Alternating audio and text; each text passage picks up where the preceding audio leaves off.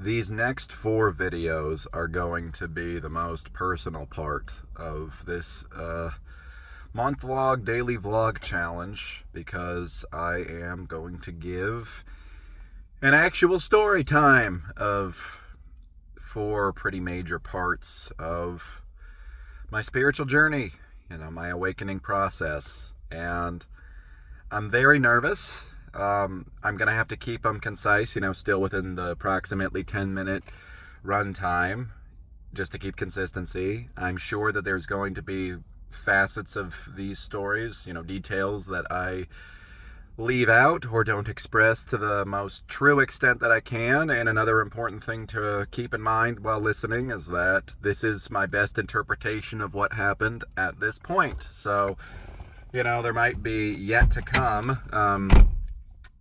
better, deeper understandings that I can make about what happened. I don't know why my light was on or why my sunglasses case just opened. This is the universe telling me, don't do it, Joe. But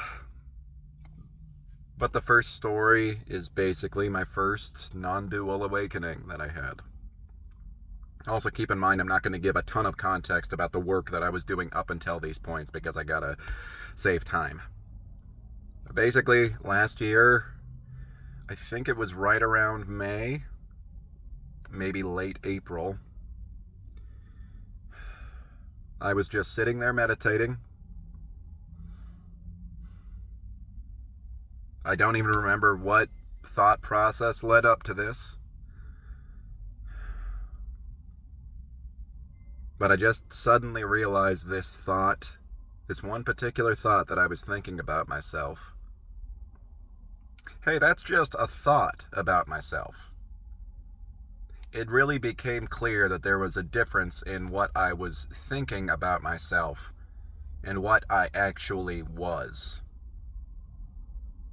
Even if the thought contained some level of, or some reflection of the truth, it wasn't actually truly me.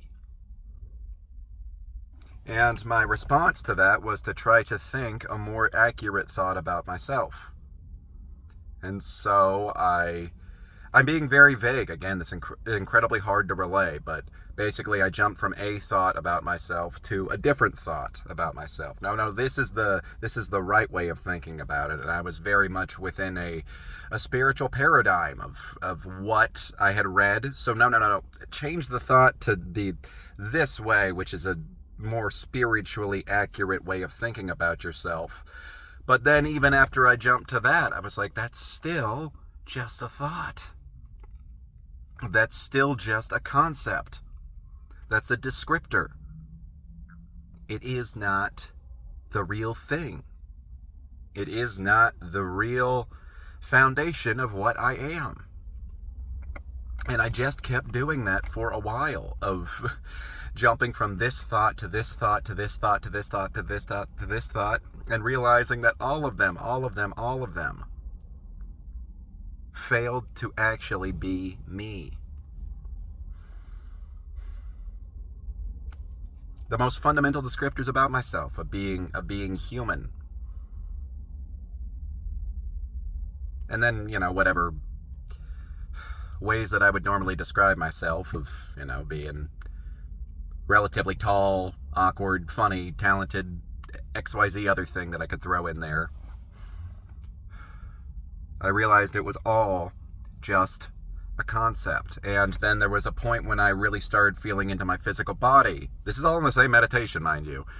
And being like, if I put my awareness on that body, that's still not me.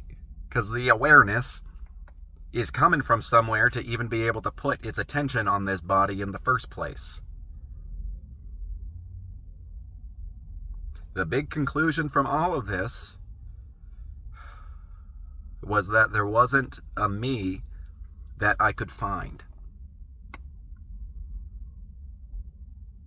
I had heard the term no self over and over and over again before, but it was just as conceptual as all of these concepts about myself that I was now realizing to not be real. This was my first experience of no self. And there was a coolness factor to it of like, whoa, I'm actually doing this. It felt like a spiritual goalpost that I had just gone past. Like, whoa, okay, I'm doing it. I really am doing it now. And there was also a whole lot of anxiety to it, as I think you can probably understand. As soon as my timer went off and my meditation was done, I just laid down on my bed and I was like, oh my gosh. Like, how do I go through the rest of my day now? What do I even make of that? And the interesting thing is that it actually took me about a month of relaying my experiences and talking to my spiritual teacher to actually be in an abiding state of non-duality, an abiding state of not latching on to any self.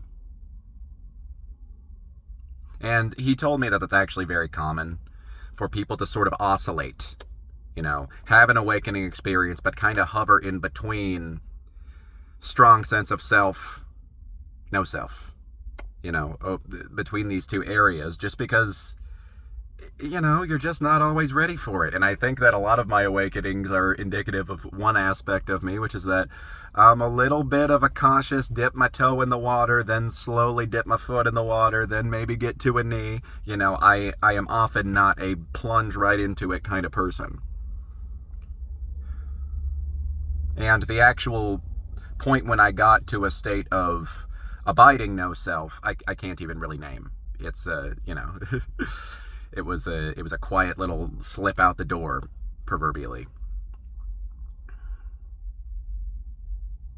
But that first experience was huge and anxiety inducing, like I said, and it made life hard for a few months. Working with my teacher, I was able to go through it reasonably quickly. People can get to that place and be in that place forever, but yeah, it made life kind of hard for a little while. Again, there was a coolness factor to having had this kind of success, so to speak, but you reach that place and you look around at just how much people are living in this idea of what they are. And there's nothing wrong with that. It's a default state that we kind of have. But you get to this kind of spiritually judgmental place. When you've had that kind of experience, you look around at people and you're just like, man, you have no idea what's real. There's almost a pompousness to it, that you can even feel that you're being pompous, but you almost can't control it for some period of time. Yeah, man. Yeah. And I'm pretty happy. No, I'm extremely happy that I had a teacher helping me through this, to get through the, spiritual high horsiness and the, just the general emptiness that no self can really bring.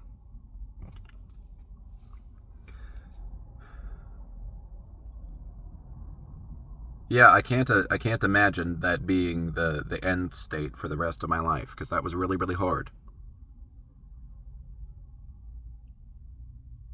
I mean, I could almost consider it like, I don't know, the first year of being in med school, or some sort of challenging education or physical regimen or something like that. Like in those early days, or when you're suffering the most, or when there's the most pain. And if you're coming at it from the right headspace, sure, there's definitely a sense of like, no, this is the thick of it. I'm proud to be experiencing this right now, but it doesn't make it any less hard.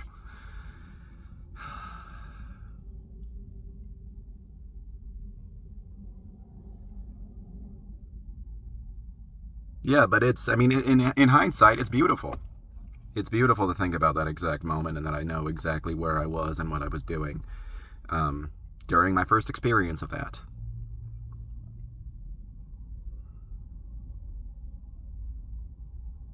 And it feels cool to be beyond it now.